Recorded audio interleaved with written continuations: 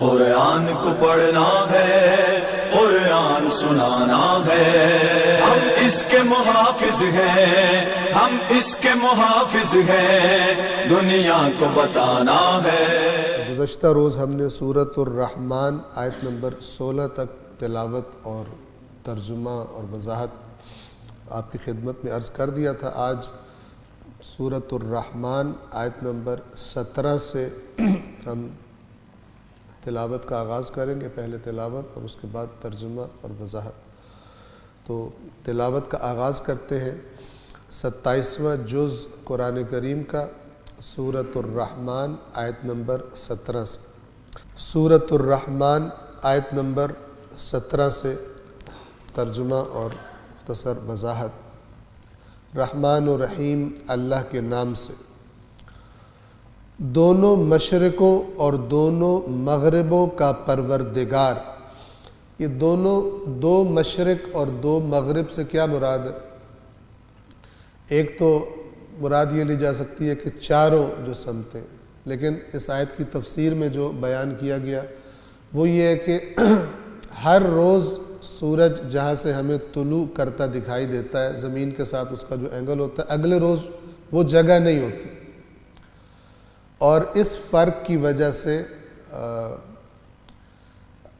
دن چھوٹے ہوتے رہتے ہیں، اور پھر ایک روز ایسا آتا ہے کہ رات اور دن برابر ہو جاتے ہیں، اور اس کے بعد دن بڑا ہونا شروع ہو جاتا ہے۔ تو سب سے بڑے دن کا جو طلوع کی جگہ ہے اور سب سے چھوٹے دن کی طلوع کی جگہ، اس طلوع کو مشرق کہتے ہیں۔ تو یہ دو، اور ان کے درمیان ویسے تو بہت ساری ہے، لیکن یہ چونکہ دو انتہائی نکات ہیں، سب سے بڑے دن کا طلوع آفتاب وہ مشرق، اور سب سے چھوٹے دن کا طلوع آفتاب، اور اس کے ساتھ ساتھ سب سے بڑے دن کا غروب اور سب سے چھوٹے دن کا غروب۔ تو یہ دو مشرق اور یہ دو مغرب مراد ہے، یعنی جہاں جہاں سے سورج طلوع کرتا ہے اس جگہ کا پروردگار، دونوں مشرقوں اور دونوں مغربوں کا رب ہے، پروردگار ہے۔ پس تم اپنے رب کی کس کس نعمت کو جھٹلاؤ گے؟ توجہ فرمائیں، اس میں اللہ نے اپنی خلقت کا ذکر کیا، جس میں انسان کی خلقت بھی ہے، جنوں کی خلقت بھی ہے، اور پھلوں وغیرہ کا ذکر بھی کیا، اور ان تمام نعمتوں کے ذکر کے ساتھ ساتھ انسان کی یاد دہانی کے لیے کہ انسان اور جن دو گروہ جو ہے، کہ تم دونوں کس کس نعمت کو جھٹلاؤ گے۔ اس کے بعد جب عذاب کا تذکرہ کیا جہنم کے، تب بھی بار بار فرمایا تم کس کس نعمت کو جھٹلاؤ گے۔ وہاں پر نعمت سے کیا مراد ہے؟ وہاں پر نعمت سے یہ مراد ہے کہ یہ سب ہونے والا ہے، اور تمہاری اتنی نافرمانیوں کے بدلے میں تمہیں مہلت دیے جا رہا ہوں، یہ نعمت ہے، اور تمہیں پہلے سے بتا رہا ہوں کہ اس سے بچ جاؤ، یہ ہونے والا ہے، میں اپنے وعدے کے خلاف نہیں کرتا، میں جو کہہ رہا ہوں سچ کہہ رہا ہوں، تمہیں خبر دے رہا ہوں، تمہاری ابھی گرفت نہیں کر رہا، اتنی مہلت، اتنا واضح بیان، اتنا خبردار کرنا، تم کس طرح جھٹلا سکتے ہو میری ان باتوں کا، تم انکار، ان نعمتوں کا انکار کیسے کر سکتے ہو؟ یہ مہلت بھی نعمت ہے، یہ خبردار کرنا بھی نعمت ہے، یہ بیان کرنا بھی نعمت ہے۔ اور اس کے بعد جنت کا تذکرہ کیا تو وہ تو ہے ہی اللہ تبارک و تعالیٰ کی نعمت۔ صلوات پڑھیے محمد و آل محمد۔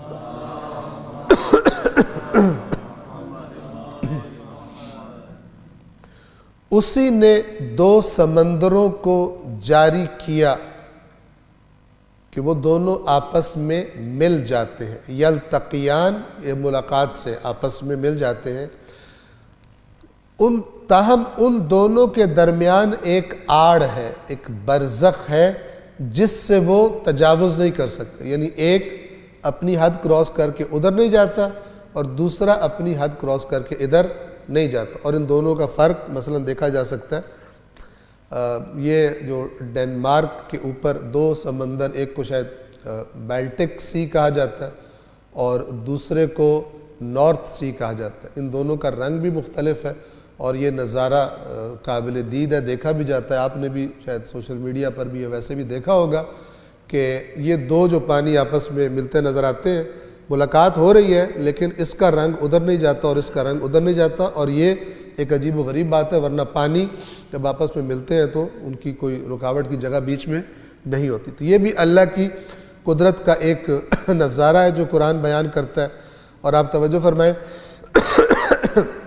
کیا مراد ہے؟ سورۃ الفرقان جو گزر چکی ہے، آپ کو یاد ہوگا کہ البتہ ایک آدھ دفعہ پڑھنے سے چیزیں یاد نہیں رہتی، جو بار بار پڑھے ان کو پھر ساری باتیں یاد رہ جاتی ہیں، کہ سورۃ الفرقان کی آیت نمبر 53 میں اللہ تبارک و تعالی فرماتا ہے وَهُوَ الَّذِي مَرَجَ الْبَحْرَيْنِ، اور وہی ہے جس نے دو سمندروں کو مرج کرنا، ٹھیک ہے، ویسے انگلش میں بھی مرج ہی کہتے ہیں، ٹھیک ہے، آپس میں مرج کرنا یعنی ملا دینا، ٹھیک ہے۔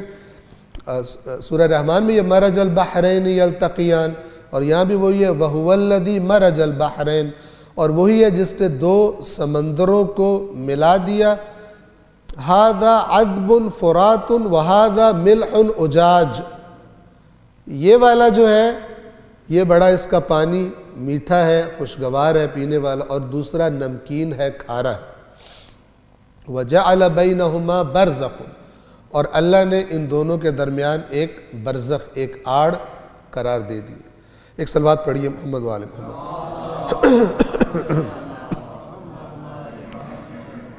روایت آپ نے سنی ہوگی، احادیث اس قسم کی ہمارے پاس موجود ہیں کہ مثلا ایک سمندر سے مراد امیر المومنین ہے اور دوسرے سمندر سے مراد جناب سیدہ ہیں، اور پھر ان دو سمندروں کے ملاپ سے لؤلؤ اور مرجان سے مراد حسنین شریفین امامین علیہم الصلاۃ والسلام ہے۔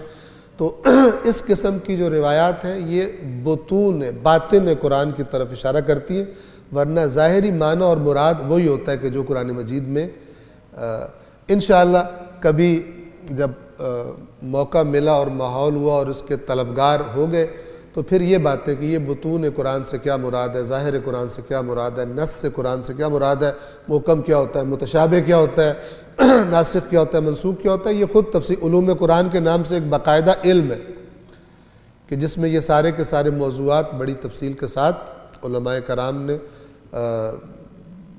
اہل بیت اطہار کی رہنمائی کی روشنی میں بیان فرمائے۔ لیکن ابھی چونکہ یہ ایک مختصر سا سلسلہ ہے، بہت زیادہ ہم ڈیٹیلز میں نہیں جاتے، تو ہم اسی پر اکتفا کرتے ہیں۔ صلوات پڑھیے محمد و آل محمد۔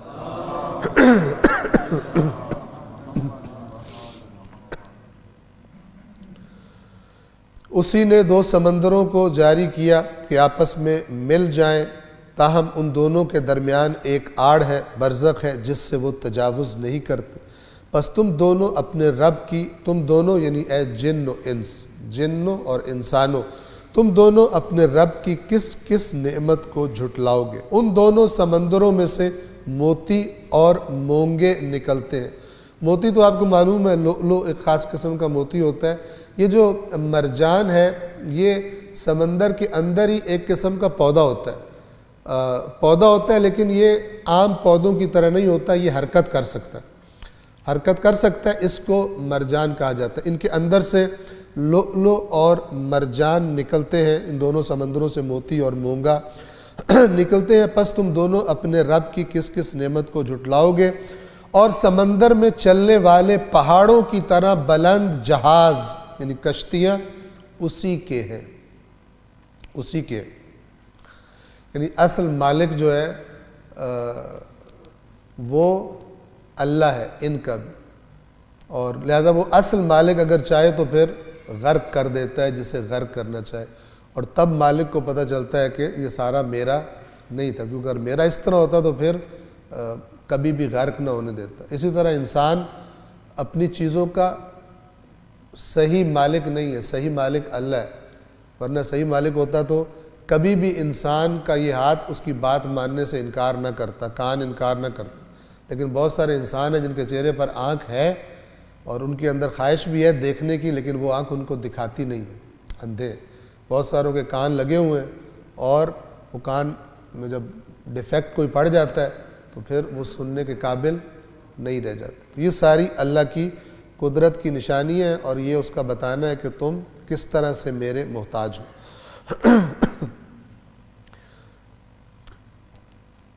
روئے زمین پر جو کوئی ہے فنا ہونے والا ہے،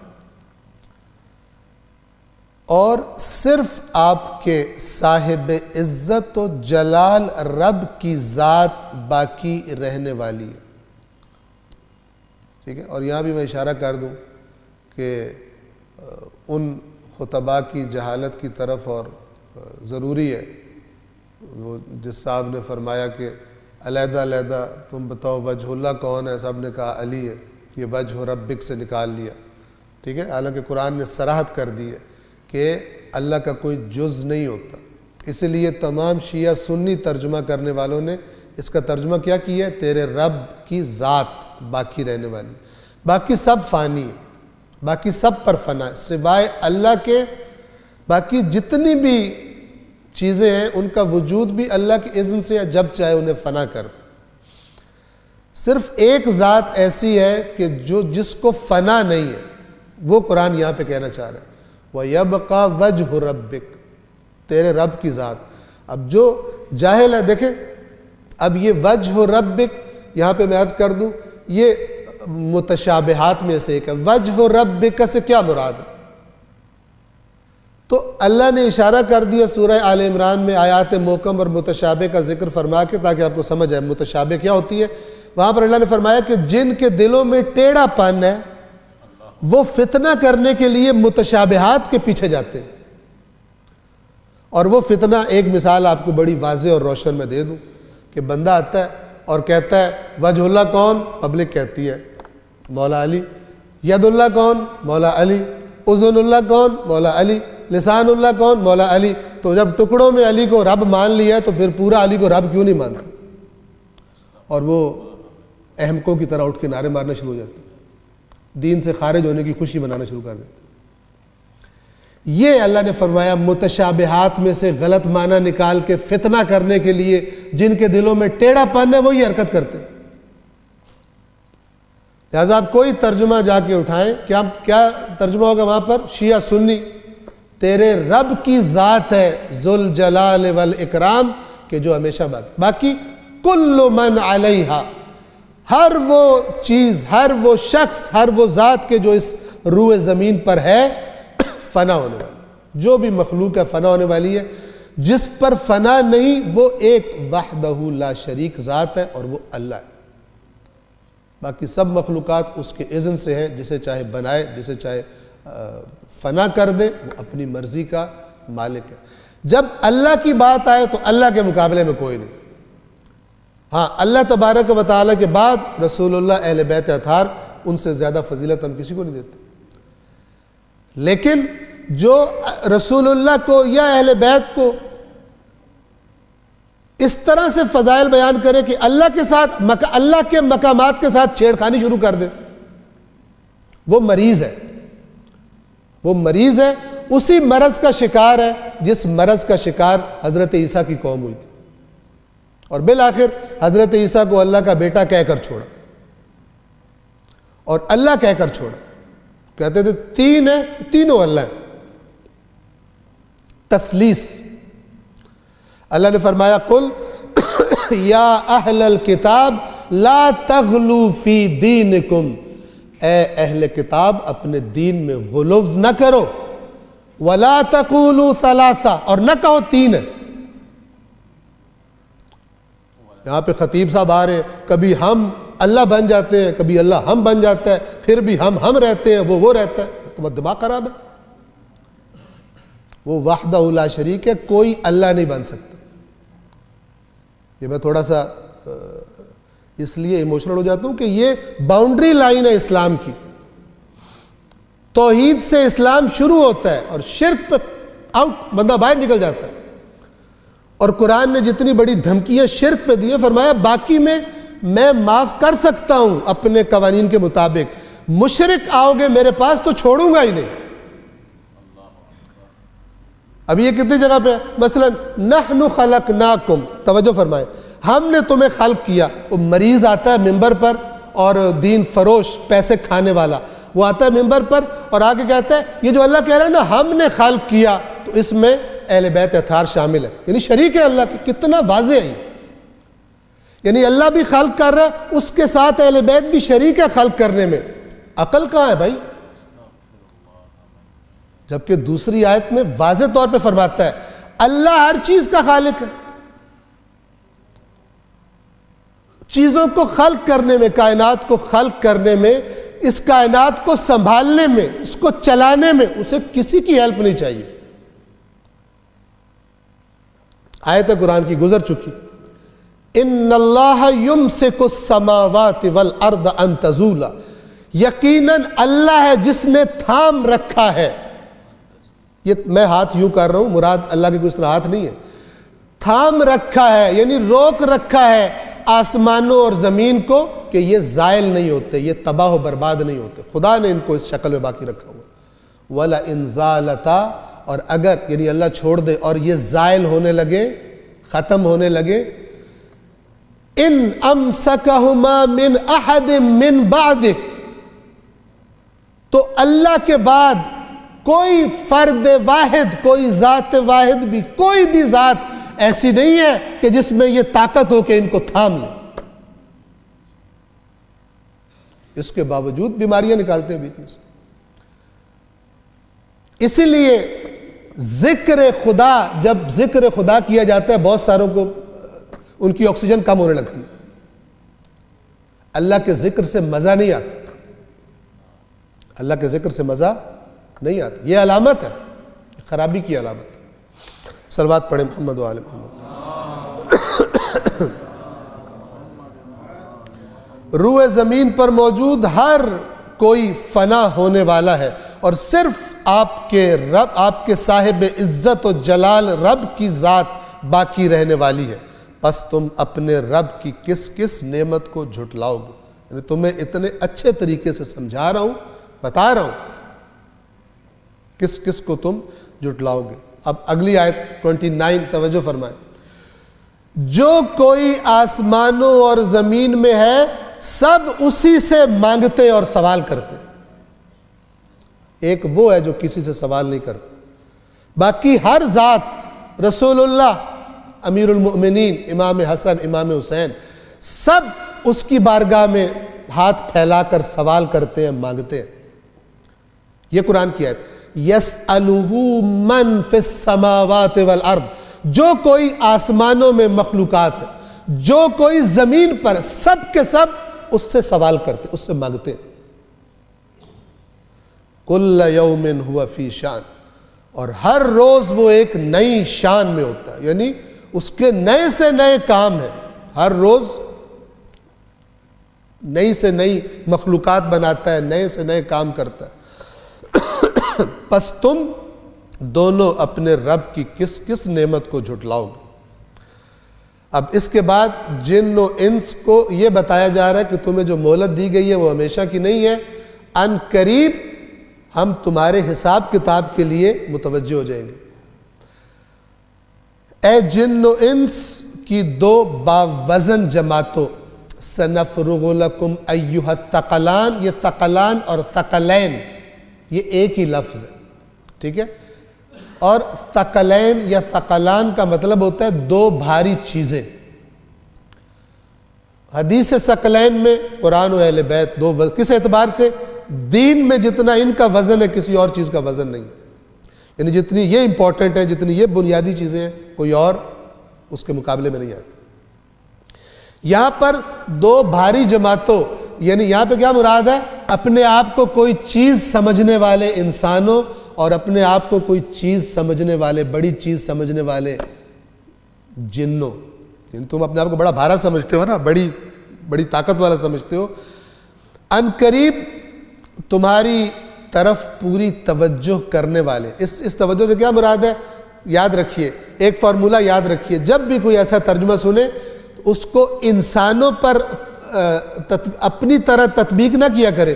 جس طرح ہم مطلب کوئی، میں ادھر دیکھ رہا ہوں، کوئی مجھے بلائے ادھر سے، میں ادھر دیکھتا ہوں، تب میری توجہ ادھر ہوتی ہے، کہ اللہ بھی کہیں اور پہلے توجہ ہے پھر کہیں اور جاتی ہے. نہ، ایسا نہیں ہے. اللہ کی ہر طرف ہر وقت توجہ ہے، وہ کہیں سے بھی غافل نہیں ہوتا. لا تأخذہ سنۃ ولا نوم، نہ اونگتا ہے نہ اس کو نیند آتی ہے، ٹھیک ہے نا، نہ تھکتا ہے. کوئی اس کے علم سے چھپا ہوا کوئی چیز بھی نہیں ہے، متوجہ ہے۔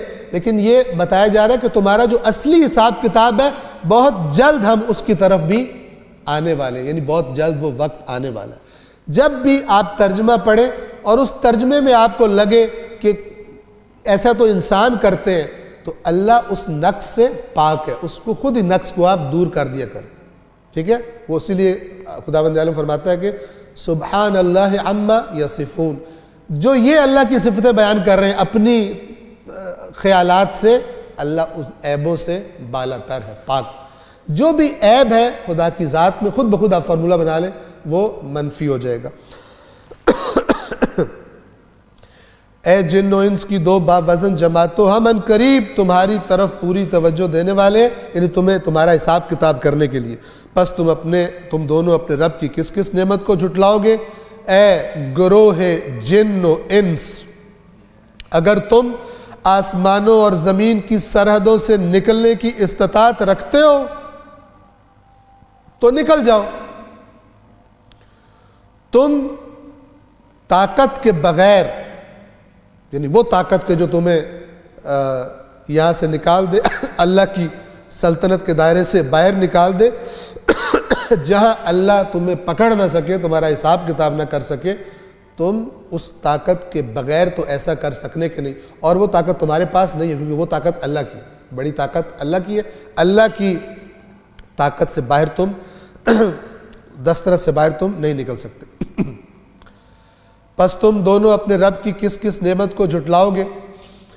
تم دونوں پر آگ کے شعلے اور چنگاریاں چھوڑی جائیں گی، پھر تم کامیابی نہیں پاؤ گے۔ یعنی خداوند عالم کے عذاب کی شکل میں جب تم پر شعلے، تمہیں شعلوں میں ڈالا جائے گا یا شعلے تم پر چھوڑے جائیں گے، تو پھر تم جتنے بھی طاقتور اپنے آپ کو سمجھتے ہو، اس عذاب کے مقابلے میں تم کامیابی اور فلاح نہیں پا سکو گے۔ پس تم دونوں اپنے رب کی کس کس نعمت کو جھٹلاؤ گے؟ یہ بار بار ریپیٹیشن کیا ہے سورہ رحمان کی؟ یہ تاکید ہے، یہ تاکید ہے ہر آیت پر کہ یہ بیان بھی تم دونوں کے لیے خدا کی نعمت ہے۔ اور اس کے بعد اب قیامت کا تذکرہ شروع ہوتا ہے۔ پس جب آسمان پھٹ جائے گا تو اس طرح سرخ ہو جائے گا جیسے سرخ کیا ہوا چمڑا ہوتا ہے۔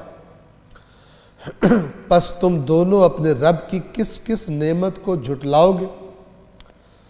پھر اس دن کسی انسان اور کسی جن سے اس کے گناہ کے بارے میں سوال نہیں کیا جائے گا۔ ہاں بھائی آپ بتائیں، سیدھی طرح بتا دو تم نے چوری کی ہے یا نہیں کی، تم نے فلان گناہ کیا یا نہیں کیا، ضرورت ہی نہیں پڑے گی۔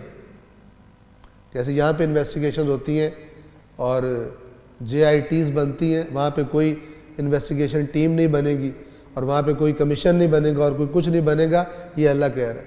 دنیا میں چیک کرنا پڑتا ہے نا، کسی نے بڑے کمال سے ہاتھ کی صفائی دکھائی، پتہ ہی نہیں چلا کس نے کام کیا، آپ جو ڈھونڈتے پھر رہے ہیں پکڑو چور کون ہے، مجرم کون ہے۔ اور بعض اوقات تو آج کی دنیا میں جو قتل کروانے والے ہوتے ہیں وہ سب سے پہلے افسوس کرنے آ جاتے ہیں، بہت افسوس ہوا، بندہ جو ہے وہ شہید ہو گیا آپ کا۔ پھر اس دن کسی انسان اور کسی جن سے اس کے گناہ کے بارے میں پوچھا نہیں جائے گا۔ بس تم دونوں اپنے رب کی کس کس نعمت کو جھٹلاؤ گے؟ پوچھا نہیں جائے گا تو پھر کیا ہوگا؟ مجرم اپنے چہروں سے پہچان لیے جائیں گے۔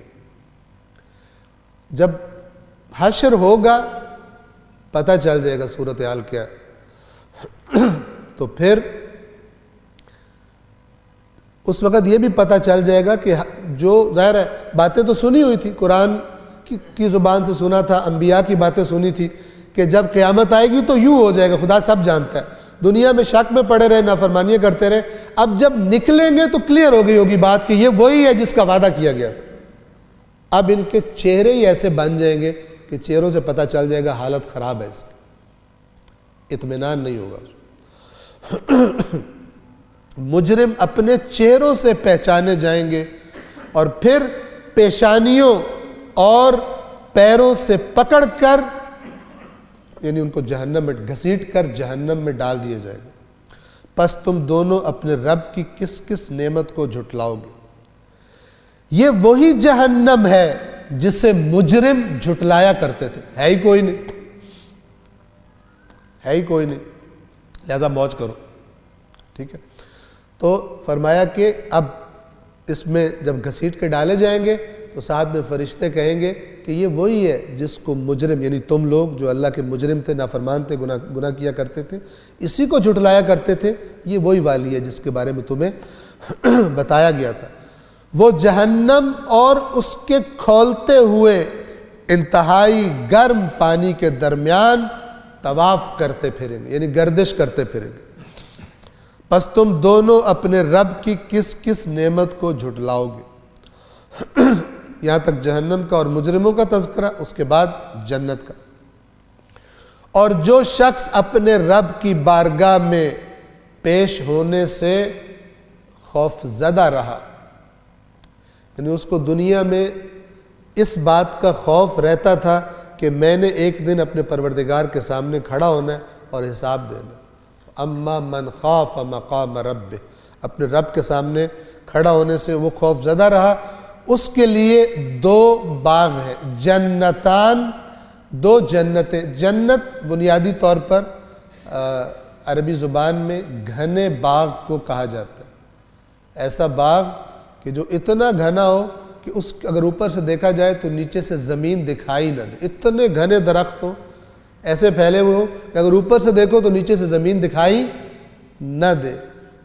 اس اعتبار سے عرب اس قسم کے باغ کو کیا کہتے تھے؟ جنت۔ تو اور چونکہ یہ بہت ہی نایاب تھا اس صحرائی علاقے میں، تو اللہ تبارک و تعالی نے بھی جو اپنا اس علاقے کا نام بتایا ان کو کہ جس میں ساری نعمتیں ہوں گی، وہ کیا بتایا؟ جنت۔ کہ جو تو بہرحال بتایا گیا کہ جنت کو جنت اس لیے کہا جاتا ہے، یا اس لیے کہ بہت گھنے باغات ہوں گے، اور اس لیے کیونکہ یہ جو جنت کا روٹ میننگ ہے، جو لفظ ہے جیم نون جس سے جن بھی بنتا ہے، جن، اس کا معنی ہوتا ہے وہ چیز کہ جو دکھائی نہ دے۔ اسی لیے جب زمین دکھائی نہ دے تو اس باغ کو جنت کہتے ہیں، یعنی جس نے اپنی زمین چھپا لی ہے۔ لیکن وہ جو اللہ کی جنت ہے اس کے بارے میں یہ بھی کہا گیا کہ اس کا نام جنت اس لیے کیونکہ اس کی نعمتیں آج دنیا والوں سے چھپی ہوئی ہیں، دنیا والوں کو وہ دکھائی نہیں دیتی، خدا نے ان کو اس جہان کے لوگوں سے چھپا دیا ہے۔ اور جن کو بھی جن بیسیکلی اسی لیے کہا جاتا ہے کیونکہ وہ دکھائی نہیں دیتا، اس دکھائی نہ دینے کی وجہ سے۔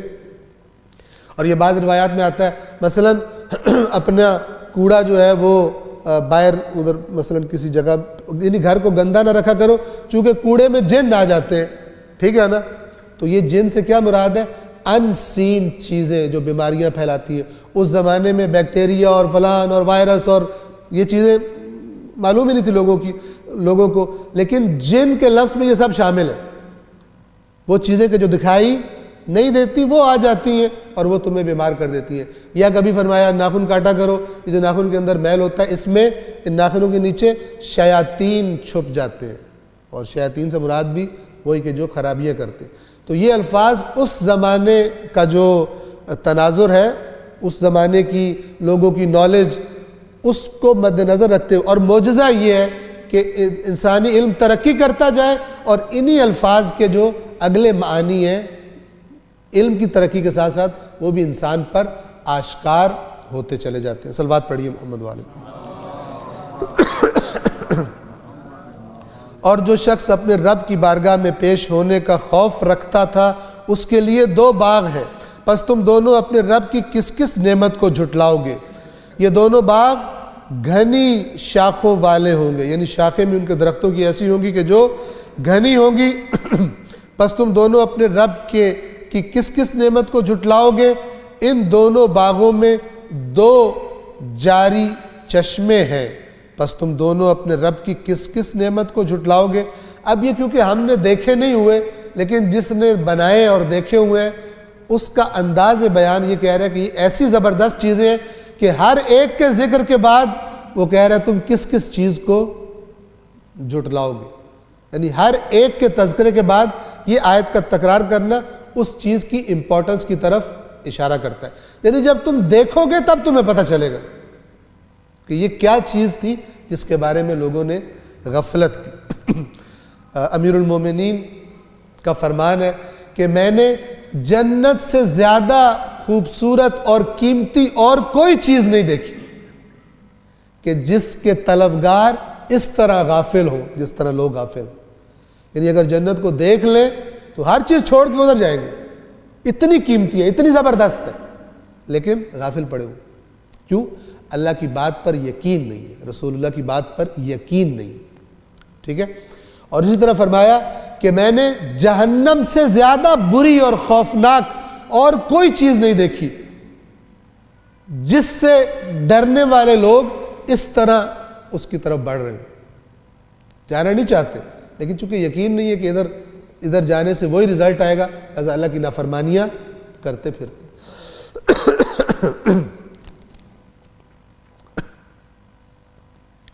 بس تم دونوں اپنے رب کی کس کس نعمت کو جھٹلاؤ گے؟ ان دونوں میں موجود ہر پھل کی دو قسمیں ہیں. بس تم دونوں اپنے رب کی کس کس نعمت کو جھٹلاؤ گے؟ اب ان دو قسموں سے کیا مراد ہے؟ یعنی پھل ایک ہی ہوگا لیکن وہ دو قسم کا ہوگا. خداوند عالم بہتر جانتا ہے.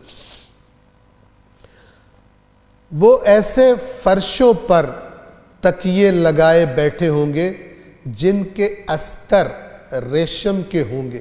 یہ استر کیا ہے؟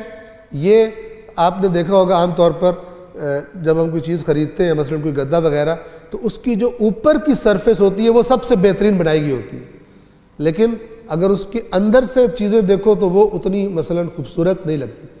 تو یہ استر سے مراد ہے, یعنی ان جن فرشوں پر یہ بیٹھے ہوں گے تو تکیہ لگائے ہوئے, وہ اندر سے بھی اسی طرح ریشمی ہوں گے جیسے باہر سے ہوں گے. یعنی ان کی خوبصورتی میں کوئی فرق نہیں ہوگا, اندر باہر سے ریشم کے ہوں گے. اور ان دونوں باغوں کے میوے قریب ہوں گے. جن الجنتین دان, یعنی دونوں ان جنتوں کے جو میوے ہوں گے, ایک تو بالکل تیار جو پھل کے توڑنے کا وقت ہوتا ہے, جب وہ اپنی پیک پر ہوتا ہے کہ اگر اس وقت توڑا جائے تو ذائقے میں بہترین ہوگا, وہ اس حالت میں ہوں گے. اور لیکن ہوں گے کیسے؟ دان, قریب ہوں گے بالکل. اور روایات میں بتایا گیا کہ یعنی جس کی طرف خواہش کرے گا انسان وہ خود بخود اس کے پاس ٹہنی جھک کر اس کے پاس مثلا آ جائے گی. جیسے پتھر مار کے یا درخت پہ چڑھ کر نہیں اتارنے پڑیں گے, جیسے بچے بعض اوقات بیری کے درخت کو پتھر مارتے ہیں یا فلان کرتے ہیں, ایسا کچھ بھی نہیں کرنا پڑے گا. بس تم دونوں اپنے رب کی کس کس نعمت کو جھٹلاؤ گے؟ بڑا کم یقین ہوتا ہے انسانوں کو ان چیزوں کا, کیونکہ جیسے جیسے یقین بڑھتا ہے اس طرح انسان کا عمل بھی ٹھیک ہو جاتا ہے. ان میں نگاہیں محدود رکھنے والی حوریں ہیں. محدود رکھنے والی یعنی جو اس کا شوہر ہوگا اس کے علاوہ کسی کی طرف اس کی آنکھ بھی نہیں اٹھے گی. یہ ایک غیرت رکھنے والا اور اس معاملے میں جو حساس ہے اسے پتہ ہے کہ مثلا کسی کی بیوی کسی اور کو آنکھ بھر کے دیکھے, ٹھیک ہے, تو اگر تو بالکل ہی بے غیرت ہو گیا تو کوئی مسئلہ نہیں ہے, لیکن جس میں یہ غیرت ہے وہ نہیں چاہتا, ٹھیک ہے, کہ میری بیوی میرے علاوہ, مثلا بیوی میری ہے لیکن کسی اور کے بارے میں خدا نخواستہ مثلا سوچ رہی ہے, ایسا کچھ ہو رہا ہے. تو یہ اچھی عورتوں کی خصوصیات نظام خدا کے نظام کے مطابق کہ وہ جو بہترین عورتیں جن کو اللہ نے مثلا حوریں کہا ہے, ان کی ایک صفت کیا ہوگی؟ قاصرات الطرف, ان کی آنکھ کسی اور طرف اٹھتی ہی نہیں ہوگی, صرف جو اس کا شوہر ہے, جو اس کا زوج ہے, اس کی طرف اس کی آنکھ اٹھتی ہے. ان کی نگاہیں اپنے شوہروں تک محدود, ان میں یعنی ان جنتوں میں نگاہیں محدود رکھنے والی حوریں ہیں جنہیں ان سے پہلے نہ کسی انسان نے چھوا ہوگا اور نہ کسی جن نے. بس تم دونوں اپنے رب کی کس کس نعمت کو جھٹلاؤ گے؟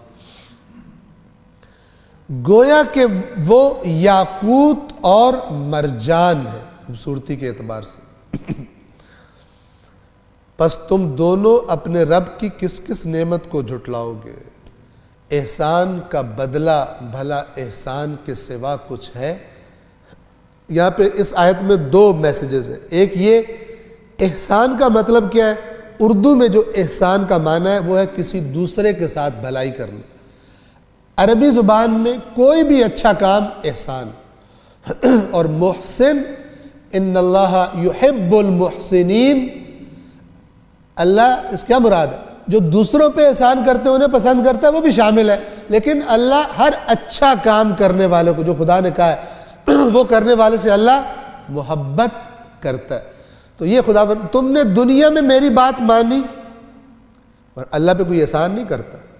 تو یہ ساری نعمتوں کا ذکر کرنے کے بعد پھر خداوند عالم کہہ رہا ہے جو تمہارا احسان تھا، احسان کیا یعنی اچھے کام، اطاعت، تو اس کا بدلہ بھلا اس احسان، اس اچھے کام کے علاوہ اور کیا ہو سکتا ہے. اور دوسرا جو معنی ہے اس کا جو ہماری زندگی کے لیے وہ بھی اسی آیت سے نکلتا ہے، وہ یہ کہ نیکی کا بدلہ نیکی ہی ہونا چاہیے. اور جو روایات نے بتایا وہ یہ کہ اگر تمہارے ساتھ کسی نے نیکی کی ہے تو اس کا بدلہ یہ ہے کہ تم جو نیکی کرو وہ اس کی نیکی سے بڑھ کرو. ورنہ اگر تم دونوں کی برابر ہے نیکیاں تو اس کا اجر زیادہ ہے، کیونکہ اس نے پہل کی تھی. اس نے پہل کی تھی. اگر اجر میں مقابلہ کرنا ہے تو تم بھی اس سے بڑھ کر نیکی کا بدلہ نیکی کے ساتھ دو. بس تم دونوں اپنے رب کی کس کس نعمت کو جھٹلاؤ گے؟ اور ان دونوں باغوں کے علاوہ دو باغ اور ہیں. بس تم دونوں اپنے رب کی کس کس نعمت کو جھٹلاؤ گے؟ دونوں باغ گھنے سرسبز. یہ مدہامتان سے مراد ہے اتنا سبز کہ گویا بلیک ہے، اتنا گھنا. یہ باغ کی تعریف میں عربی زبان میں ایک تعبیر ہے. سرسبز گھنے باغ ہیں دونوں. پس تم دونوں اپنے رب کی کس کس نعمت کو جھٹلاؤ گے؟ ان دونوں باغوں میں دو ابلتے ہوئے چشمے. یہ ابلتے ہوئے سے مراد کھولتے ہوئے نہیں ہے. چشمہ ابل پڑا یعنی زمین کے اندر سے باہر نکلا. نضاختان جو زمین کے اندر سے باہر نکل پڑے. پس تم دونوں اپنے رب کی کس کس نعمت کو جھٹلاؤ گے؟ ان دونوں میں پھل، میوے اور کھجوریں اور انار ہیں. اب دیکھیے کھجور بھی پھل ہے اور انار بھی پھل ہے، لیکن ان کی یوں سمجھیں کہ یہ جو الگ سے ذکر کیا فاکہہ کے بعد یعنی ان دونوں کی خصوصیات کی وجہ سے کیا ہے. اور گویا کہ اشارہ کہ ان دو پھلوں میں، کھجور میں اور انار میں، گویا کہ اللہ تبارک و تعالیٰ نے کچھ خصوصیات رکھی ہیں اور ان کی اہمیت کی وجہ سے فاکہہ کے بعد خصوص کے ساتھ ان کا ذکر کیا. پس تم دونوں اپنے رب کی کس کس نعمت کو جھٹلاؤ گے؟ ان میں نیک سیرت اور خوبصورت بیویاں ہیں. پس تم دونوں اپنے رب کی کس کس نعمت کو جھٹلاؤ گے؟ خیموں میں مستور حوریں، یعنی خیموں کے اندر چھپی ہوئی سے مراد یعنی نمائش، کسی نے ان کی نمائش نہیں دیکھی، کسی نے ان کو بطور نمائشی پیس کے نہیں دیکھا. ٹھیک ہے نا؟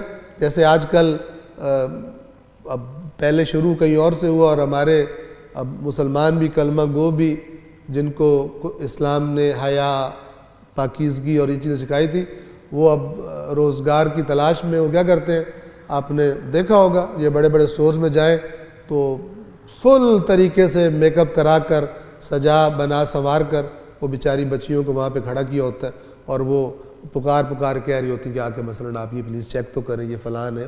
صرف اس عورت کے اندر جو مرد کے لیے مثلاً اٹریکشن اللہ نے اس نظام کے تحت رکھی تھی اس کو بکاؤ مال بنا دیا اور کہا یہ عورت کی آزادی ہے. اور اس سے اگلا جو چیپٹرز کھلنے جا رہے ہیں وہ اس سے بھی زیادہ خطرناک ہے. آزادی ہے اپنے میاں کے علاوہ کسی اور کے ساتھ تعلقات کر لیں، اس کا رائٹ.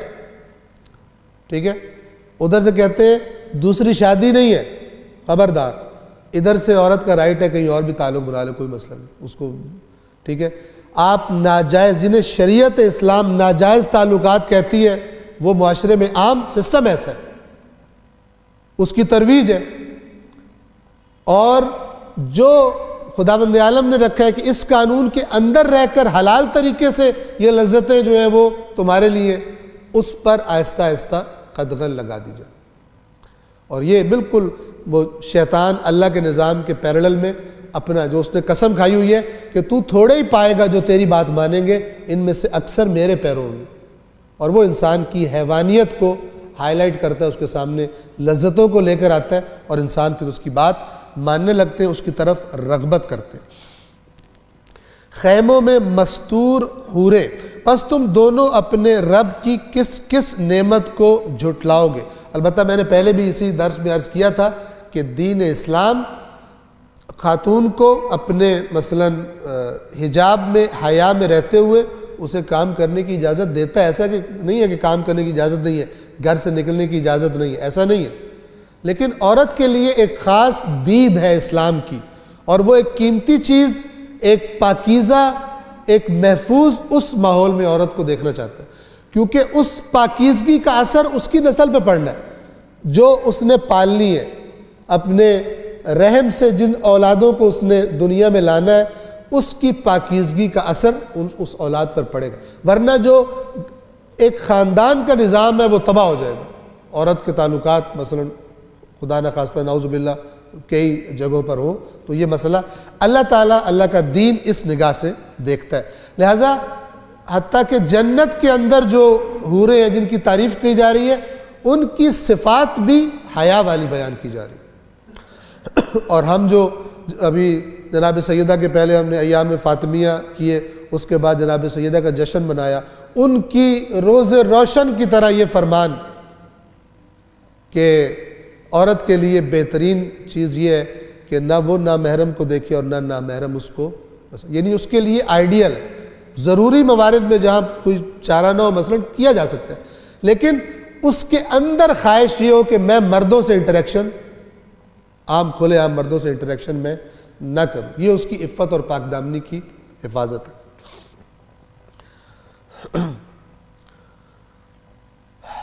تو پس تم دونوں اپنے رب کی کس کس نعمت کو جھٹلاؤ گے جنہیں ان سے پہلے نہ کسی انسان نے چھوا ہوگا اور نہ کسی جن نے، پس تم دونوں اپنے رب کی کس کس نعمت کو جھٹلاؤ گے۔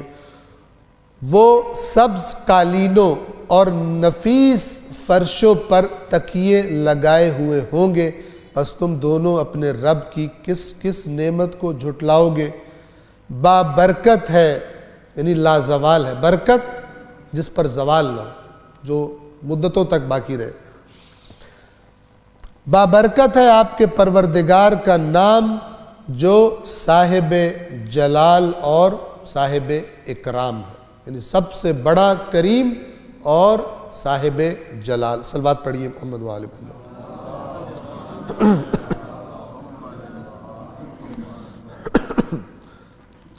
سورۃ الواقعہ آغاز سے تلاوت ہم کرتے ہیں، ایک بار پھر صلوات پڑھیے محمد وآل محمد۔ سورۃ الواقعہ ترجمے کا آغاز کرتے ہیں، ایک بار پھر صلوات پڑھیے محمد وآل محمد۔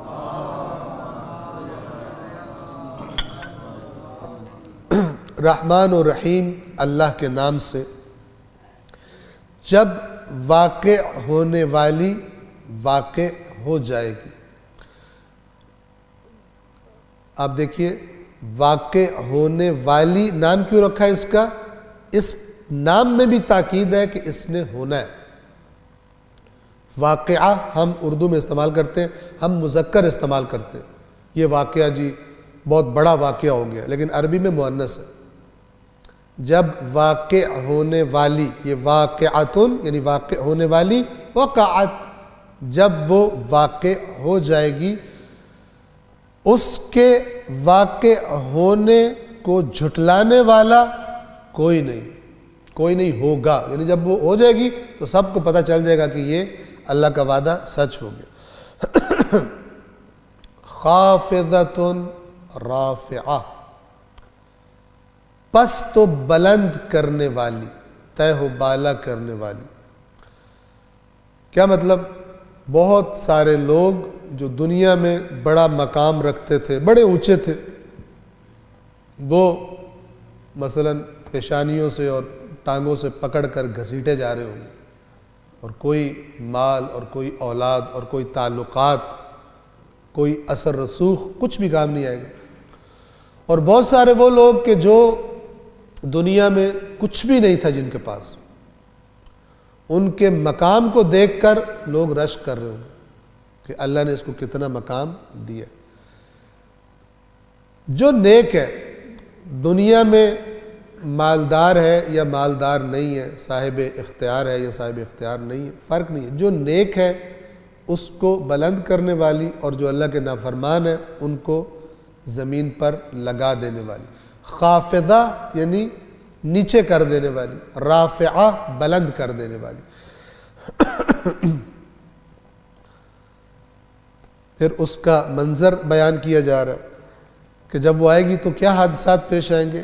جب زمین کو بری طرح سے ہلا دیا جائے گا، یعنی شدید لرزہ طاری ہوگا زمین پر، اور پہاڑ ریزہ ریزہ کر دیے جائیں گے، یعنی بالکل پارٹیکلز کی شکل میں پہاڑ بن جائیں گے۔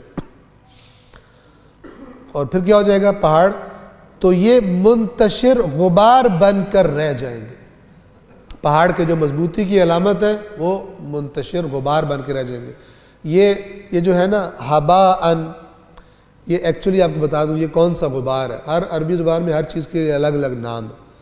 آپ نے دیکھا ہوگا کہ اگر آپ کسی اندھیرے کمرے میں بیٹھے ہوں اور وہاں سے ایک کوئی روشن دان ہو یا سوراخ ہو جس سے سورج کی روشنی آ رہی ہو، تو وہ جو کرن آ رہی ہوتی ہے اس کو اندر سے آپ دیکھتے ہیں پارٹیکلز آپ کو اس کو کراس کرتے ہوئے نظر آتے ہیں، اسے ہبا کہتے ہیں عربی زبان میں، کہ جن کی گویا کی حیثیت ہی کوئی نہیں ہوتی، اگر وہ لائٹ نہ ہو تو وہ نظر بھی نہیں آئیں گی۔ تو یہ جو مضبوط پہاڑ ہیں اللہ ان کو ہباءً منثورا وہ بنا کر، یہ بن کر بکھر جائیں گے، اور تم 3 گروہوں میں بٹ جاؤ گے۔ 3 گروپس تمہارے بنا دیے جائیں گے، بڑے بڑے گروپس 3 افراد کے ہوں گے۔ تو دائیں ہاتھ والے، تو ان دائیں ہاتھ والوں کا کیا کہنا، اور بائیں ہاتھ والے، تو برائی میں بائیں ہاتھ والوں کی کیا حالت، اور سبقت لے جانے والے، تو سبقت لے جانے والے یعنی یہ سب سے اوپر کا گروپ سابقون۔ یہ سابق کون ہے؟ ٹھیک ہے، سبقت لے جانا ہم اردو میں استعمال کرتے ہیں، آسان ہے کسی کام میں دوسروں سے پہلے اس کام کو کر دینا، جیسے قرآن نے فرمایا فاستبقوا الخیرات، اچھے کاموں میں سبقت لے جاؤ، ویٹ نہیں کرو، سبقت لے جاؤ۔ اور جیسے کہتے ہیں نا، جیسے نیا ماڈل آئے گا سبقت لے جاؤں گا، سب سے پہلے میں دفتر میں لے کے جاؤں گا نیا ماڈل موبائل، ٹھیک ہے نا، فاستبقوا الخیرات، ٹھیک ہے، سب سے پہلے۔ بعض لوگوں کا ہوتا ہے، بعض لوگوں یہ کرتے ہیں کہ مثلا جی آئی فون کا جو نیا ماڈل آیا نا، سب سے پہلے اپنے محکمے کے افسر کو جا کے دیتے ہیں تاکہ پھر وہ جب تک یہ ماڈل اس کے پاس ہے ہمارا خیال رکھے اور ہمارے سیدھے الٹے کام جو ہے وہ کرتا رہے، چونکہ موبائل اس کو یاد نہیں ہوگا تو ہم بھی اس کو یاد رہیں گے۔ فاستبقوا، اس قسم کی یہ خیرات نہیں ہے، ظاہر بات ہے۔ تو انسان دنیا میں سبقت لے جانے کے لیے نہ میرے گھر جیسا کسی کا گھر ہو، ایسا بناؤ کہ لوگ دیکھیں، اور ایسا سوٹ خریدوں، خواتین کہہ رہے ہیں ایسا سوٹ پہن کے جاؤں گی ایک دفعہ سب کی نظریں میری طرف ہونی چاہیے۔ ایک بہت پہلے جب ہم ایران بھی نہیں گئے تھے تو کسی عزیز کی شادی تو اس کی شاپنگ کے لیے گئے، تو وہاں پر جو خواتین بیٹھی ہوئی تھی باتیں کر رہی تھی، تو وہ اس کی بات مجھے بھولتی نہیں ہے۔ وہ دکاندار سے کہہ رہی تھی بھائی ایسا سوٹ دو کہ جب میں گھسوں نا اندر پہن کے تو ساری جو خواتین ہو نا وہ سب میری طرف دیکھنا شروع ہو جائے۔ اس نے بھی کہا کہ صحیح مرغی پھنسی ہے اور پتہ نہیں کتنے لاکھ روپے کا سوٹ اس کو دب دیا اس نے کہ باجی یہ آپ پہن کے جائیں گے نا تو پتہ نہیں آپ کیا کمال کر دیں۔ تو اس میں سبقت ہے، لیکن جس میں اللہ کہتا ہے اس میں سبقت۔ یہ جو ہے نا والسابقون السابقون، یہ عام مومنین سے اونچا گروپ ہے کہ جو چاہے نبی کا زمانہ انہوں نے پایا مثلا یا نبی کا زمانہ نہیں پایا، لیکن جب دین کی بات ہوتی تھی اس میں سبقت والے ہوتے تھے۔ آج ہم دیکھ لیں کتنے کیلکولیشن نہیں ختم ہوتے، ٹھیک ہے، دین کا کوئی کام کرنا ہے مثلا تو اس سال کا جو ہے سارا محفوظ ہے، اگلے سال کا محفوظ ہے، 10 سال کا محفوظ ہے، تب میں بیچ میں سے چلو کچھ پیسے نکال دیتا ہوں۔ تو دنیا میں خرچ کرنے کا موقع ہے تو پھر جتنا مرضی خرچ کر دو. تو یہ جن کی اللہ تعریف کر رہا ہے سبقت لے جانے والے تو سبقت لے جانے والے، یعنی وہ اللہ کو بہت ہی پیارے. اور یہ غالباً جو ہے نا 2 جنتوں کا تذکرہ ہوا ہے کہ ان 2 جنتیں ہیں اور پھر 2 جنتیں اور بھی ہیں. تو گویا کہ یہ درجات کی ڈیفرنس ہے، کچھ بالکل خصوصی چیزیں ہوں گی اور کچھ عام مومنین کے لیے ہوں گے. چونکہ قرآن نے یہ بتایا وَلِكُلٍ دَرَجَاتٌ مِّمَّا عَمِلُوا، ہر ایک کے لیے جو انہوں نے عمل کیے اس عمل کے بدلے میں درجات. ان درجات کس کے لیے ملے؟ درجات کی بیس کیا ہوگی؟ مِّمَّا عَمِلُوا، جو انہوں نے عمل کیا تھا دنیا میں اس کے بدلے ان کو درجات ملیں گے. اور سبقت لے جانے والے تو سبقت لے جانے والے ہی ہیں، یہی مقرب ہے. مقرب یعنی جن کو زیادہ قرب حاصل ہے اللہ کا. یہ 3 گروپس ہیں. اب اللہ ان تینوں گروپس کے بارے میں بیان کر رہا ہے. سب سے پہلے بیان کر رہا ہے سابقین کا. نعمتوں سے مالا مال جنتوں میں ہوں گے، ایک جماعت اگلوں میں سے پہلوں میں سے ہوگی اور تھوڑے سے لوگ پچھلوں میں سے ہوں گے. یعنی ہم جو ہے نا، ہم میں سے یہ سابقین بڑے تھوڑے ہیں. اور نظر بھی آتا ہے کہ ہم جو ہے زبانی دعوے کرنے میں تو پتہ نہیں پہاڑ ہلا کے رکھ دیں، ٹھیک ہے، لیکن جب عمل کرنے کا موقع ہے تو پھر ہماری کیلکولیشن نہیں ختم ہوتی، کتنے دوں تو کتنے نہ دوں، یہ کام کرنا یا نہیں کرنا، ٹائم ہی نہیں نکلتا ہمارے پاس. تو زیادہ اولین میں سے ہے اور قلیل آخرین میں سے. اور روایات میں یہ ہے کہ اللہ کے رسول نے فرمایا اولین کون ہے؟ جو مجھ سے پہلے کے، اور آخرین کون ہے؟ جو میرے سے بعد کی انسان. تو یہ لوگ گویا کہ گزشتہ جو لوگ تھے ان میں سے زیادہ جنہوں نے انبیاء کا ساتھ دیا اور قربانیاں دی، اور وہ لوگ مثلا زیادہ تھے.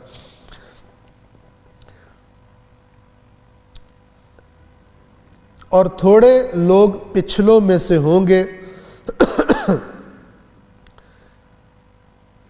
ہیرے موتیوں سے سجے ہوئے تختوں پر تکیے لگائے آمنے سامنے بیٹھے ہوں گے، ان کے گرد ابداً جوان رہنے والے لڑکے پھر رہے ہوں گے. یعنی جو جنہیں غلمان کہا جاتا ہے یا قرآن کریم نے ولدان کہا، ان کے خدمت گزار، نہ خود ان کی جوانی کبھی ختم ہوگی اور نہ ان کے خدمت گزاروں کی کبھی جوانی پر زوال آئے گا.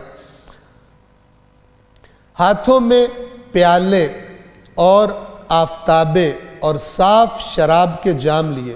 اکواب اس ظرف کو کہتے ہیں جس کو پکڑنے کے لیے ہینڈل نہ ہو، اور اباریق اس چیز کو کہتے ہیں جو جیسے سرائی ہوتی ہے یا جگ ہوتا ہے جس کے ساتھ ہینڈل بھی لگا ہوتا ہے. اور کاس خاص قسم کا جام ہے. صاف شراب کے جام لیے جس سے نہ انہیں سر کا درد ہوگا اور نہ ان کی عقل میں کوئی خلل اور فطور آئے گا. یعنی سرور ہوگا لیکن وہ سرور کے جو عقل کو اپنی جگہ پر باقی رہے. بےہودگی اور ہلڑ بازی اور بدتمیزی اور گالیاں جیسے کیونکہ الحمدللہ تو نہیں کہنا چاہیے، بہرحال ہر بات کی الحمدللہ کافی کثرت سے یہ مناظر ہم نے دیکھے ہوئے، مطلب میں نے دیکھے ہوئے، کیونکہ ایک مثلا ایسے علاقے سے تعلق ہے جہاں پر بکثرت لوگ یہ کام کیا کرتے تھے اور بعض لوگ کرتے بھی ہوں گے. تو وہ پھر جب جس نے شراب پی ہوتی ہے کبھی کیا حرکت کر رہے ہوتے ہیں. مثلا میں نے ایک شادی اٹینڈ کی، بہت پہلے کی بات ہے، اور وہ ایک دیہات میں شادی تھی. اور جب میں ان کے پنڈال میں داخل ہوا جو مردوں والی سائڈ تھی، تو اتنے بڑے بڑے ٹب دیسی شراب کے رکھے ہوئے تھے، ٹبز رکھے ہوئے تھے. اور ان ٹبوں، گرمی میں شادی تھی اور ان ٹبز کے اندر برف ڈالی ہوئی تھی ٹھنڈا کرنے کے لیے، اور لوگ اس میں سے بھر بھر کے شراب پی رہے تھے، اور کوئی الٹیاں کر رہا ہے، کوئی ہلڑ بازی کر رہا ہے، اور ایک جو ہے وہ گانے والی وہاں پر گا رہی ہے. تو یہ محفلیں ادھر سے کہتے ہیں ہم مسلمان بھی ہیں، اور ادھر سے کہتے ہیں کہ ہمیں تو اللہ تعالیٰ سے جنت بھی چاہیے، اور ادھر سے جب کوئی جشن منانے کا موقع آتا ہے کہتے ہیں پتر کی ایک بار ہی شادی کرنی ہے، پھر دنیا دیکھے تو صحیح نا. وہ پتر کی ایک بار شادی سٹارٹ ہی وہاں سے کرتا ہے جو خدا کی لعنت ہوتی ہے. اور اللہ کی نافرمانی کی محفل سجا دیتے. غلط سمجھتے ہیں وہ لوگ کہ جناب اگر ہم نے مثلا مولانا کو بلا کے پہلے حدیث کتاب کرا دی ہے، اس کے بعد جو ہم خرابیاں کرتے رہے اس شادی میں تو بس برکت ہوگی. ایسی برکت نہیں ملتی، فراڈ سے برکت نہیں ملتی ہے. ان ہستیوں کی اطاعت سے برکت ملتی ہے، ان کی نافرمانی سے برکت نہیں ملتی. جس سے نہ سر کا درد ہوگا انہیں، نہ ان کی عقلوں میں فطور آئے گا، اور طرح طرح کے میوے لیے جنہیں وہ پسند کریں گے. یا تخیرون، جو ان کا دل کرے گا. یعنی ہر قسم کے، ایک تو ہے نا کہ جہاں باغات ہوں گے تو وہ خود بخود ان کے قریب آ جائیں گے. ایک یہ کہ جب وہ بیٹھے ہوئے ہیں مثلا پارٹی یا جو بھی ان کا استقبال ہو رہا ہے تو ہر قسم کے جو پھل ہوں گے، وہ جو ویٹرز ہوں گے جنت کے غلمان یا ولدان، وہ ان کو لے کر ٹریز میں پھر رہے ہوں گے. جو ان کا جی چاہے گا وہ اس میں سے لے سکیں گے. اور پرندوں کا گوشت لیے جس کی وہ خواہش کریں، اور خوبصورت آنکھوں والی حوریں جو چھپا کر رکھے گئے موتیوں کی طرح ہوں گی. یہ ان اعمال کی جزا ہے جو وہ کرتے رہے تھے. وہاں نہ کوئی بیہودہ بات سنیں گے اور نہ ہی گناہ کی بات. ادھر گالیاں بھی سنتے تھے، بدتمیزی بھی، تانے بھی سنتے تھے لوگوں کے، برے برے نام بھی رکھے جاتے تھے. وہاں پر ایسا کچھ بھی جنتیوں صرف ان کے لیے کیا ہوگا؟ ہاں، سلام سلام ان کو کہا جائے گا فرشتوں کی طرف سے. یعنی ہر طرف سے ان کو سلامتی کے پیغام دیے جائیں گے. اور جو قرآن نے بتایا سلام قولا من رب الرحیم، ان کے رب رحیم کی طرف سے ان کو سلام کہا جائے گا کہ جس کی لذت وہ خداوند عالم بہتر جانتا ہے کہ کیا ہوگی. اور دائیں ہاتھ والے، تو دائیں ہاتھ والوں کا کیا کہنا، یہ اب سابقون سے نچلا طبقہ ہے. وہ بے خار بیریوں میں، ایسا بیری کا درخت جس کے کانٹے ہٹا دیے گئے ہوں، اور کیلوں کے گچھوں میں، یعنی ایسے کیلے کے درخت کہ جو تہ در تہ لگے ہوئے ہوں گے، یعنی خوب ان پر پھل ہوگا. اور لمبے پھیلے ہوئے سایوں میں، عربوں کے لیے سایہ بڑی نعمت تھی، گرم موسم ہوا کرتا تھا. اور بہتے ہوئے پانیوں، یہ بہتا ہوا اس کا ترجمہ نہیں ہے ماء ان مسکوب، جیسے آبشار سے پانی گرتا ہے، اور آبشار کی ایک اپنی خوبصورتی ہوتی ہے. تو آبشار جیسے پانیوں میں، اور فراوان پھلوں میں جو نہ تو ختم ہوں گے اور نہ ان سے کوئی روک ٹوک کی جائے گی. یعنی کوئی موسم کی تبدیلی ان پھلوں کو ختم نہیں کرے گی، ہر وقت اویلیبل ہوں گے. اور اونچے فرش ہوں گے، بے شک ہم نے ان کو ایک خاص انداز میں خلق کیا ہے، یعنی حوروں کو. اور پھر ان کو باقرہ بنایا ہے، ہم سر دوست ہم عمر بنا. یہ دو لفظ ہیں قرآن کے، عرباً اتراباً. اس کا معنی سن لیں. عرب جمع ہے عروبہ کی. عروبہ اس خاتون کو کہا جاتا ہے کہ جس پر جب نگاہ پڑے تو اس کی حالت سے، اس کی حالت بتا رہی ہو کہ یہ کسی کی محبت میں غرق. اب آپ خود تصور کر لیں. تو وہ جو جنت میں ازواج دی جائیں گی، وہ جو اس کا زوج ہوگا اس کی حالت ایسی ہوگی کہ اس کی محبت میں، یعنی دیکھ کے پتہ چلے گا کہ صرف اسی کی مثلا اس کو پرواہ ہے اور اسی کی محبت ہے. اتراباً، یہ تراب سے ہے، مٹی.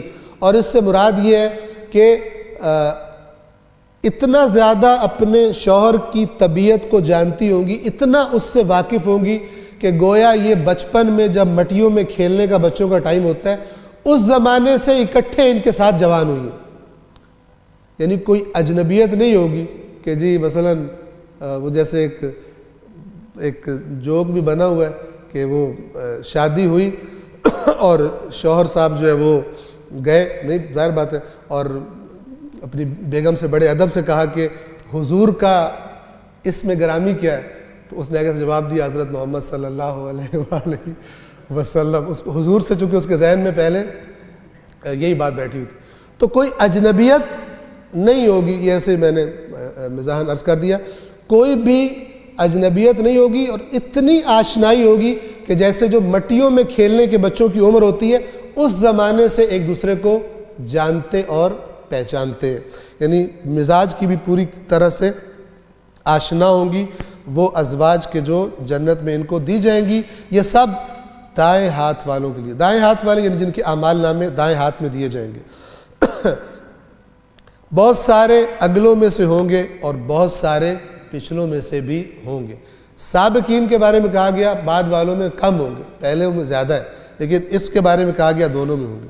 اور اس کے بعد پھر بائیں ہاتھ والے رہے، بائیں ہاتھ والے تو بائیں ہاتھ والوں کا کیا پوچھنا، وہ زہریلی گرم ہوا اور کھولتے ہوئے پانی میں ہوں گے۔ زہریلی گرم ہوا سے مراد یہ ہے کہ ایک تو گرم ہوگی اور جب بدن کو ٹچ کرے گی تو خراب کر دے گی، بدن کو جلا دے گی، اور اس کے ساتھ ساتھ ان کے اوپر بہرحال حمیم کھولتا ہوا پانی یہ ان پر ڈالا جائے گا۔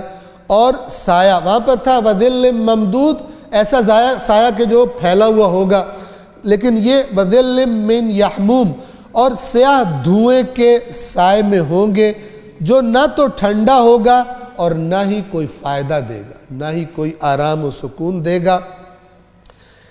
بے شک یہ لوگ اس سے پہلے نعمتوں کے نشے میں مست تھے، مال دنیا کے نشے میں غافل تھے اور متکبر تھے۔ مترفین کا لفظ ہے، مترفون قرآن نے بار بار استعمال کیا ہے۔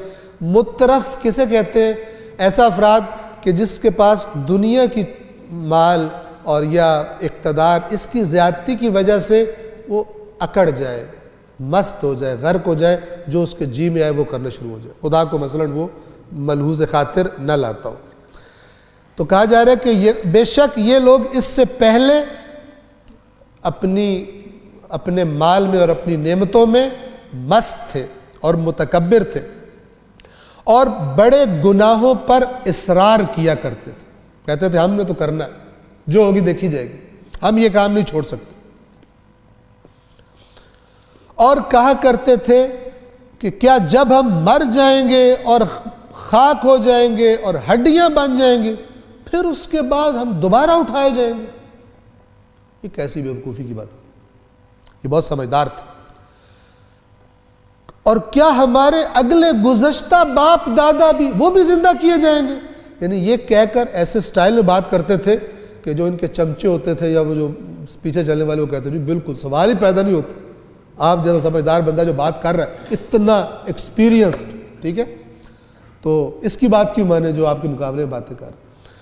کیا ہمارے اگلے باپ دادا بھی پھر اٹھائے جائیں گے؟ ممکن ہی نہیں ہے۔ قل، اے رسول ان سے کہیے، ان الاولین والآخرین، اگلے بھی اور پچھلے بھی یقیناً ایک مقررہ دن مقررہ وقت پر سب جمع کر لیے جائیں گے، پھر اس کے بعد یقیناً تم اے گمراہو جھٹلانے والو، یعنی جب ان کو جمع کیا جائے گا تو پھر خدا کی طرف سے یہ کہا جائے گا، دو لقب دیے جائیں گے، ایھا الضالون المکذبون، بھٹکے ہوئے جھٹلانے والو۔ آج کیا ہونے والا ہے تمہارے ساتھ؟ یعنی پہلے اناؤنس کیا جائے گا، جیسے بعض ہوتے ہیں نا آج کا مینیو یہ ہے تمہارے لیے، آج جو تمہاری مہمان نوازی کی جائے گی، آپ تشریف لائے ہیں، جو پہلی مہمان نوازی ہے وہ یہ ہے، پھر یقیناً تم اے گمراہو جھٹلانے والو زقوم کے درخت میں سے کھانے والے ہو، یعنی ابھی تمہیں کھلایا جائے گا، بھوک لگی ہوگی تمہیں تو تمہیں کھلایا جائے گا، پھر اس سے تم اپنے شکموں کو بھرو گے، پھر اس کے بعد کھولتا ہوا پانی اس میں سے تم پیو گے، اور اس طرح پیو گے جیسے پیاسے اونٹ پیتے ہیں۔ اب آپ توجہ کریں، یہ جو پیاسے اونٹ ہیں، فشاربون شرب الہیم، ہیم جمع ہے اہیم کی، اہیم اس اونٹ کو کہتے ہیں جسے ایک بیماری لگ گئی ہو، اور وہ بیماری کیا کرتی ہے کہ پیاس لگتی ہے لیکن جتنا بھی پی لے پیاس مٹتی نہیں، وہ پھر پیاس لگی رہتی ہے۔ اب ایسا اونٹ جب کسی چشمے پر یا ندی پہ جاتا ہے نا تو اس کی حالت بڑی خراب ہوتی ہے، پیتا ایک تو آپ کو پتہ ہے اونٹ کو جب گردن جھکا کے پینا پڑے تو اس کی حالت کیسی ہو جاتی ہے، اور پھر اس کی پیاس ہی ختم نہ ہو۔ فرمایا اس طرح تم ادھر سے پیاس کی شدت ہوگی اور تم پینا چاہو گے، اور ادھر سے پیو گے لیکن تمہاری پیاس کو کوئی فرق نہیں پڑے گا۔ ان پیاسے اونٹوں کی طرح تم پیو گے، یہ اس جزا کے دن میں تمہاری مہمان نوازی ہے۔ یعنی تم نے جو حرکات کی تھی، اس طرح اللہ کی باتوں کو تم نے مذاق بنایا اور جھٹلائے رکھا، تو آج یہ تمہاری مہمان نوازی ہے۔ پھر اس کے بعد اللہ تبارک و تعالیٰ 3 چیزوں کی طرف اشارہ فرماتا ہے کہ جس سے قیامت کی طرف اور اپنی قدرت کی طرف اشارہ کرتا ہے۔ توجہ فرمائیں، ہم ہی نے تمہیں پیدا کیا ہے تو تم تصدیق کیوں نہیں کرتے؟ تم مانتے کیوں نہیں ہو کہ ہم نے پیدا کیا؟ تم بتاؤ تمہیں کس نے پیدا کیا؟ اللہ کے سوا تمہارا کون خالق؟ تمہارے ماں باپ نے تمہیں خلق کیا ہے۔ اگر کوئی کہے ماں باپ نے خلق کیا تو خداوند عالم واضح کرتا ہے، یہ تو بتاؤ کہ جس نطفے کو تم ایک بس جگہ سے دوسری جگہ منتقل کرتے ہو، اس میں تم نے غور کیا کبھی؟ تم کیا کرتے ہو؟ کیا اس کو تم خلق کرتے ہو یا خلق کرنے والے ہم ہوتے ہیں؟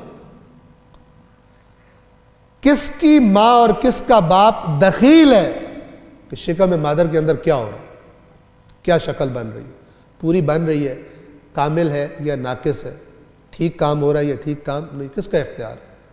اللہ فرماتا ہے تم تو اس نطفے میں کہ جس کو تم مثلا باپ کے بدن سے ماں کے بدن میں منتقل ہوتا ہے، اس میں کبھی غور کیا کہ کس کس پروسیس سے گزر کر تم بنتے ہو؟ ہم نے تمہیں خلق کیا۔ یہ تو بتاؤ جس نطفے کو تم رحم میں منتقل کر دیتے ہو، کیا اس کو تم خلق کرتے ہو یا ہم ہیں خلق کرنے والے؟ تو پھر جب ہم خلق کرنے والے ہیں تو ہم ہی نے موت کو تمہارے لیے مقدر کر دیا، اور ہم عاجز نہیں کیے جا سکتے۔ یعنی کوئی ہم کو عاجز کر دے کہ موت سے بچ کے نکل جائے اور ہمارے قابو میں نہ آئے، ہم ہی نے موت کو تمہارے لیے مقدر کر رکھا ہے، اور ہم عاجز نہیں ہیں، یعنی ہمیں عاجز نہیں کیا جا سکتا۔ کس بات سے عاجز نہیں کیا جا سکتا؟ کہ تمہاری شکلوں کو بدل کر تمہیں ایسی شکلوں میں پیدا کریں جن کا تمہیں علم ہی نہیں۔ یہ شکلوں سے مراد کیا ہے؟ یعنی جس حالت میں اب ہو، اس حالت میں تمہیں ختم کر دیں اور کسی اور جہان میں، کسی اور صورت میں تم کو ہم پیدا کر دیں۔ تم ہمیں اس سے عاجز نہیں کر سکتے، روک نہیں سکتے، چونکہ پہلی دفعہ بھی یہ ہم نے کیا ہے اور دوسری دفعہ بھی یہ ہم ہی کریں گے۔ آج کے درس کو یہاں پہ ہم ختم کرتے ہیں، اگرچہ تلاوت میں ہم آگے چلے گئے تھے، تو کل پہلے ان آیات کا انشاءاللہ اگلی آیات کی تلاوت کریں گے، اور ترجمے اور وضاحت کو ہم انشاءاللہ یہاں سے سورۃ الواقعہ آیت نمبر 61 تک ہم نے پڑھا ہے۔ انشاءاللہ یہیں سے ہم کل دوبارہ آغاز کریں گے۔ پروردگار عالم سے دعا کرتے ہیں، پروردگار بحق کے قرآن کریم، بحق محمد و آل محمد، قرآن کریم کو اور تعلیمات محمد و آل محمد کو پڑھنے کی، سمجھنے کی، عمل کرنے کی ہم سب کو توفیق عطا فرما۔ ہمارے دلوں میں قرآن اور محمد و آل محمد کی تعلیمات کی حقیقی معنوں میں محبت اور عشق پیدا فرما اور ہم کو عطا فرما۔ پروردگارہ ہمیں اپنی اولادوں کی بھی انہی تعلیمات کے سائے میں تربیت کرنے کی توفیق عطا فرما، اور ہمارے جو مرحومین اس دنیا سے جا چکے ہیں ان پر اپنی خصوصی رحمتوں کو نازل فرما۔ اللہم صلی علی محمد و آل محمد وعجل فرجہ۔